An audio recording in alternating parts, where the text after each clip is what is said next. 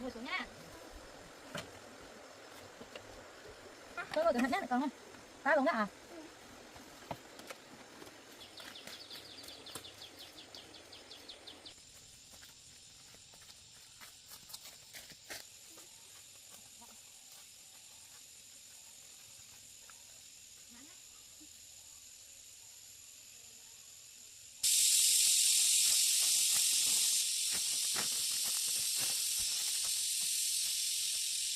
Em ngồi đây cho mẹ.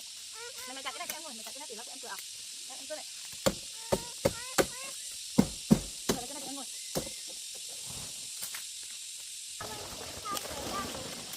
Em ngồi đây nào.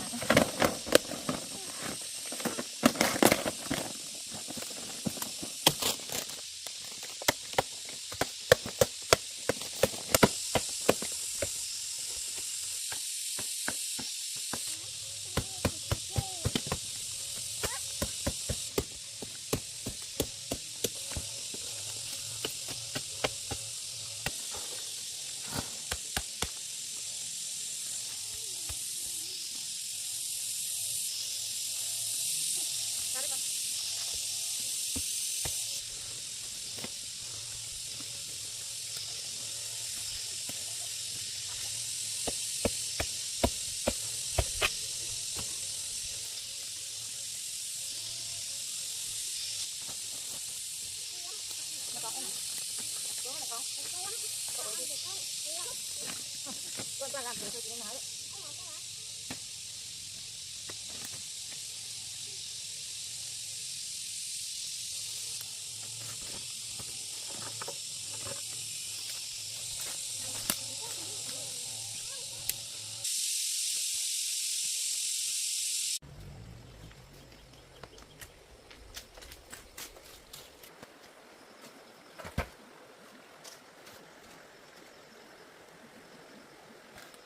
Nó có để ăn không? Đưa lại cái con này vào làm.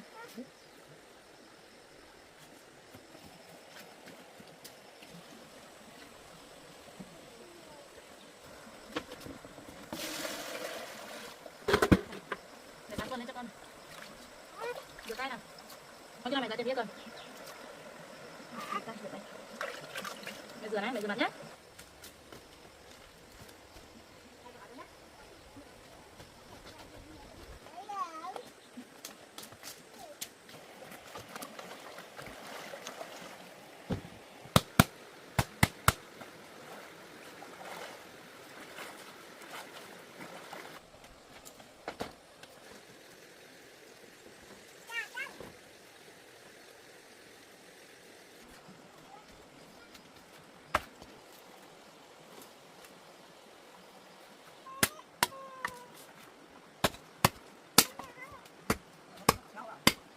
Thảo ạ.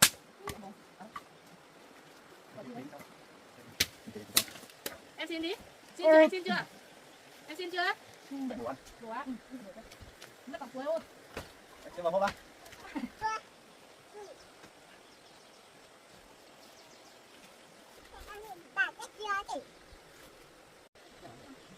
Ngon không? Ngon lắm. Ngon lắm. Bán nữa. Bán rồi. Cô cảm ơn nhá. Nào thì nó không ăn. Ngon quá. Này nhá.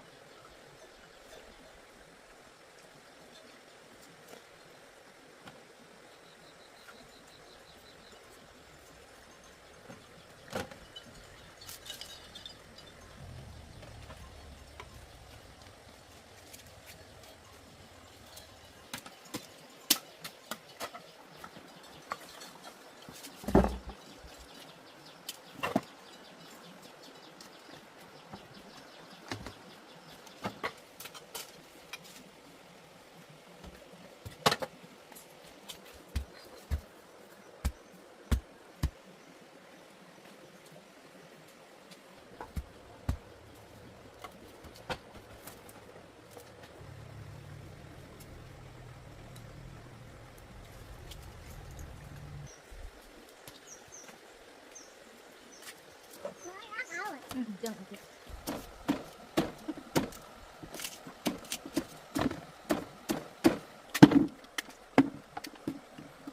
con ơi chưa chín mà